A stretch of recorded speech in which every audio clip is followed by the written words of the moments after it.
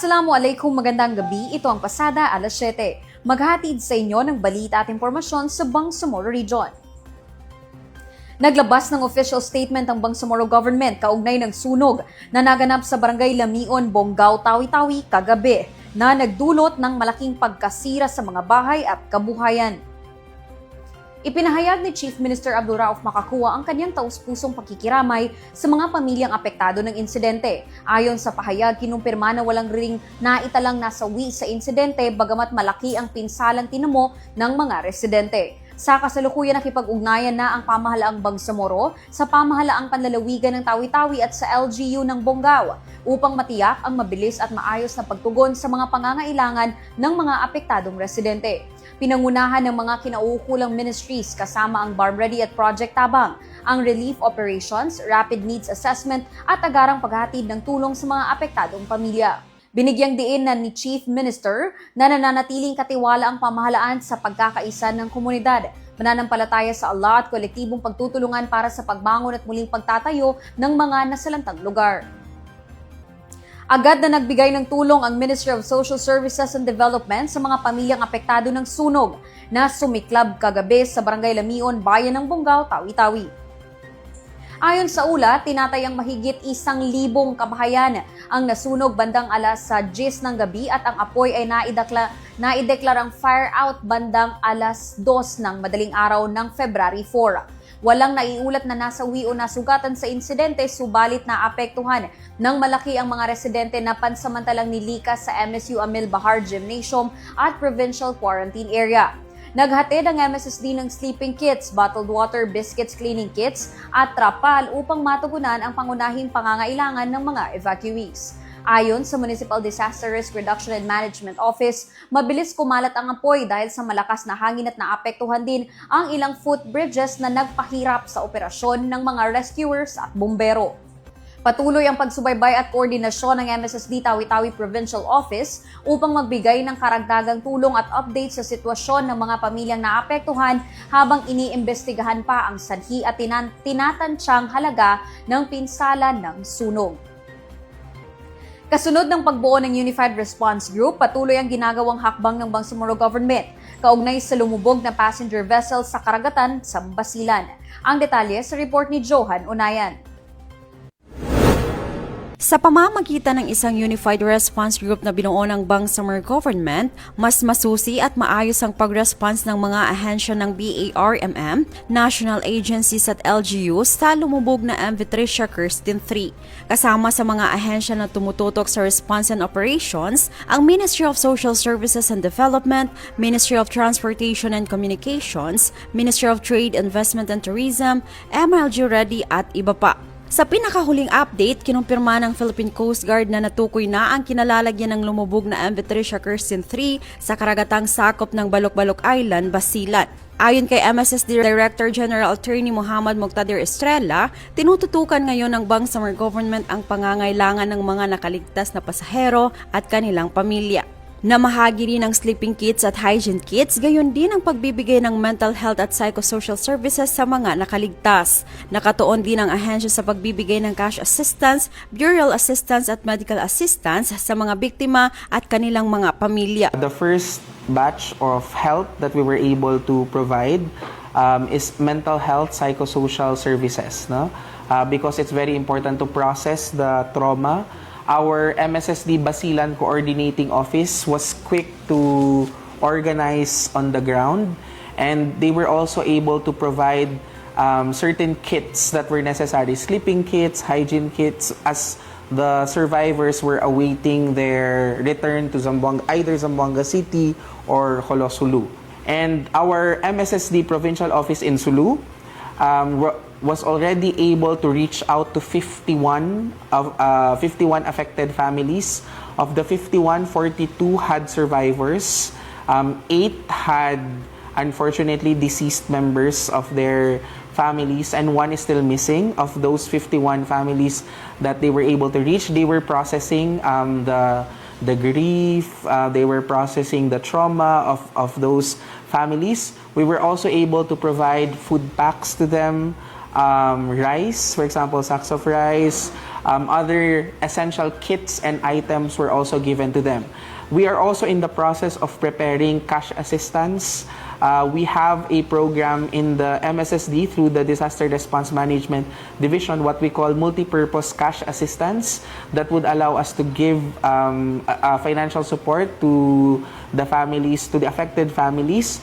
On top of that, for those that require hospitalization, medical assistance, and burial assistance, unfortunately, for some of those who were tragically lost to this unfortunate incident, we also have burial assistance under the BCARES of the Ministry of Social Services and Development. Tiniyak din ni Estrella sa ngalan ni Chief Minister Abdulrauf Sami Gambar Makakuwa na patuloy na tutugunan ng Bangsamoro government ang pangangailangan ng mga biktima kasabay ng panawagan para sa pananagutan at hustisya kaugnay ng insidente. I can say with confidence that there is a united front on the part of the Bangsamoro government in helping and in securing aid, support, assistance, whatever they need for those who were affected. Our Chief Minister also wants to make sure that we do not just, for example, let this matter go.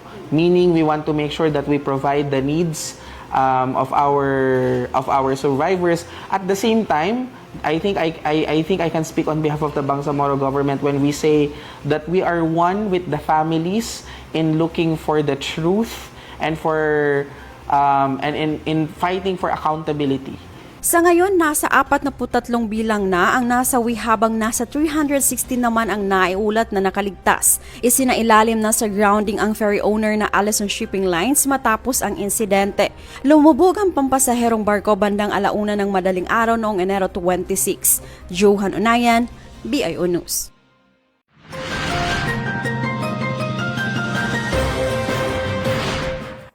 Malaking ginhawa ang hatid ng social pension sa mahigit 1,400 indigent senior citizens sa bayan ng Datong Paglas matapos nilang matanggap ang kanilang tulong pinansyal sa isinagawang payout ng Ministry of Social Services and Development noong Enero 24 hanggang 25, 2026.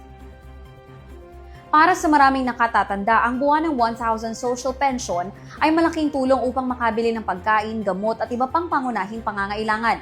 Bahagi ito ng Social Pension for Indigent Senior Citizens Program na layong matulungan ang mga mahihirap at walang regular na kita na matatanda sa rehiyon. Ayon sa MSSD, patuloy nilang isusulong ang programa upang matiyak na hindi mapag-iiwanan ang mga senior citizens at patuloy silang nabibigyan ng suporta ng pamahalaang Bangsamoro.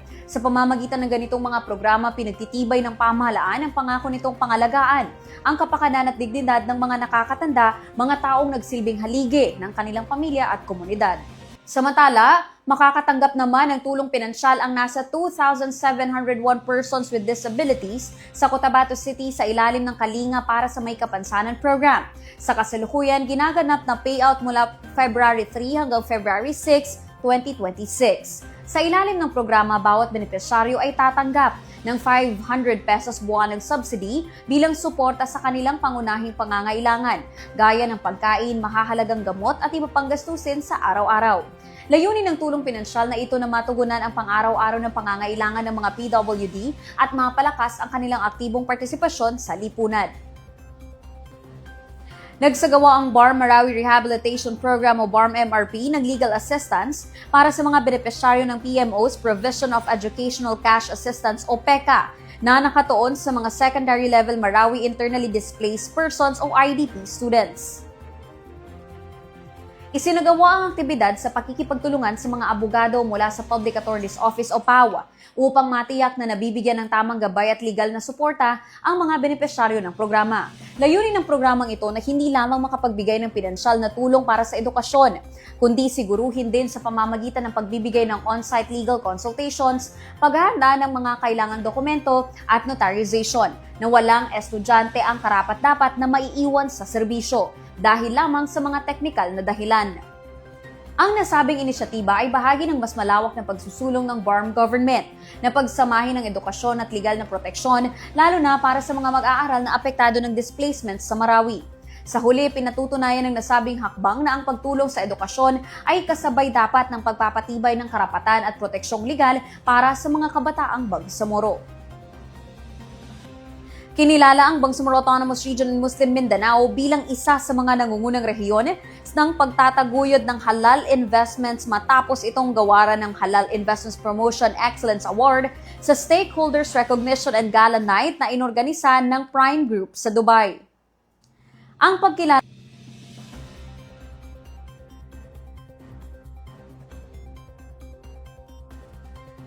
ng kompetitibong destinasyon para sa ethical at sustainable investments sa pandaigdigang merkado. Tinanggap ang parangal ng Bangsamoro Board of Investments na kinatawan ni na BBOI Board of Governors Dato Habib Ambulodto at Manan Baragir, kasama ang ilang matataas na opisyal ng Pilipinas at mga international partners.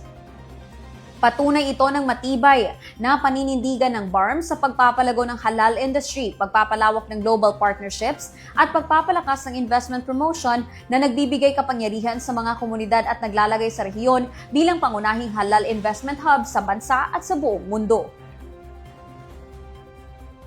Ipinagdiwang ng Bangsamoro Commission for the Preservation of Cultural Heritage ang ika-7 anibersaryo ng Bangsamoro Museum, kasabay ng pagdiriwang ng National Arts Month sa pamamagitan ng aktibidad na pinamagatang Likha at Pamana, a SciAF Making Workshop ngayong February 4, 2026. Narito ang report.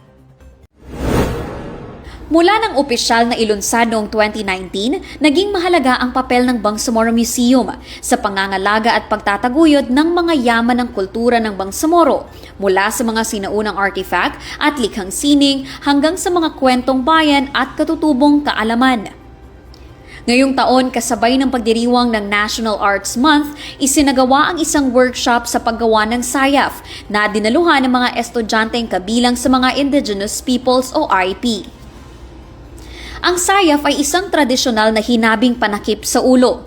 Bilang isang gamit at simbolikong bagay, ito ay kumakatawan sa panlipunang identidad, dignidad at paggalang na naipapasa mula sa henerasyon ng mga artisan ng mga tribong Teduray at Lambangian.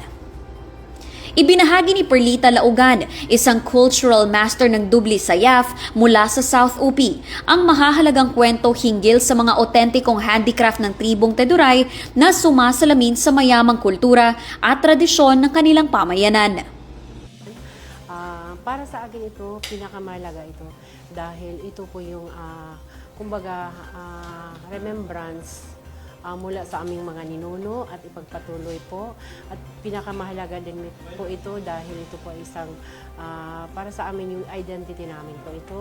And then itong Dubli SciAF na ito ay ginagawa namin kadalasan dahil sa aming mga pang-araw-araw para magagastusin kami sa aming mga anak. Hindi lang po itong Dubli SciAF, marami pong mga basket ang pwede namin gawain. At saka mahalaga din po ito dahil identity namin at gusto namin i-impart sa mga bata para mayroon silang hindi po mawala yung aming legacy as Mono. Iprinisinta rin niya ang iba't ibang bahagi sa pagbuo ng SciAF tulad ng fundo, sebat, fanket, sungo, tambir, sumbak, rotor, lafin, lafi, dubli at lakal. Gamit ang mga materyales na pawa o climbing bamboo at ratan, unti-unting nabubuo ang isang SciAF. Pinag-aralan din ang mga kalahok, ang tamang paghahanda ng mga materyales at ang mga interlocking techniques kung saan aktibong naging bahagi ang mga mag-aaral sa mano-manong proseso ng paghahabi. Nagbigay ito ng pagkakataon upang mapangalagaan ang tradisyonal na kaalaman, maipakita ang katutubong kasanayan sa paghahabi at mahikayat ang pagpapasa ng mga gawaing kultural sa pagitan ng mga henerasyon. Okay, napaka-importante isang bagay para ma-boost yung kanilang self-confidence at saka hindi lang sila, kumbaga hindi lang sila nasa loob ng classroom, dapat makahalubilo rin sila sa iba pang environment. Katulad dito, although mga IP students, but some of them, mostly sa kanila ay hindi na alam yung kultura, tradisyon ng IP, especially sa Teduray. So, nagpapasalamat kami sa BCPCH at saka Bangsamoro Museum na in-invite kami dito dahil makakatulong ito pagbalik namin sa school, pwede namin ituro sa mga kaklase or kumbaga pa i-re-echo namin sa school. So, Ito siya, hands-on activity. Thank you talaga kasi hands-on kami dito. So, madadala talaga namin yung mga natutunan namin sa school. Importante siya to preserve our culture. Ito po yung mas maganda po kasi parang meron po tayong matutunan about sa religion natin na as a Tiduray po. Then yung mga hindi po natin alam na like mga gawain ng Tiduray, pwede po natin matutunan gamit lang po sa yung mga ganito po, like as a Tiduray din po sa akin. Mas maganda po na matutunan ng estudyante or IP student na maka-discover ng mga ganitong gawain. At saka marami pong matutunan at magagamit din po ito sa paggawa ng businesses. Like ganun po kay Ma'am Parlinta po na mahalaga po ito para sa aming mga IP. Pagka tapos ng activity na po na ito is marami din po kaming natutunan tulad ng mga yung simula pa lang po is tulad po na sabi ni Ma'am is pwede din po namin maturuan ang mga kasama namin sa aming paaralan na tulad po namin na IP. Gusto ko lang pong sabihin sa mga kapwa ko na IP student is mahalaga po ito para sa atin. Sa pamamagitan ng aktibong pakikilahok, nagkakaroon ng kalahok ng mas malalim na pagpapahalaga sa mga tradisyon ng Bangsamoro na tumutulong sa pagbuwag ng mga stereotype at sa pagpapaunlad pa ng respeto sa iba't ibang kultura. Tiniyak ni BCPCH Chairperson Salem Lingasa ang patuloy na pagtupad ng komisyon sa mandato nitong protektahan at isulong ang kultura ng Bangsamoro habang hinihikayat ang partisipasyon ng komunidad at pagpapahalaga ng kabataan sa kultura ng rehiyon. As this moment, or at this time, we are in the called modern era, in which, based on our observation or experience, working as a cultural advocates, we are facing difficulty to convince our young people to revisit our past. I think mainly spend our time for modernization issues. Kaya nagkaroon kami ng challenges, or very challenging in our part, to convince our youth to always go back to our past in order to know or to champion our identity and history as well. Kasi kayo ngayon, na magaba, you are the hope of our government to be an ambassador of our cultural heritage, which is part and parcel of our identity.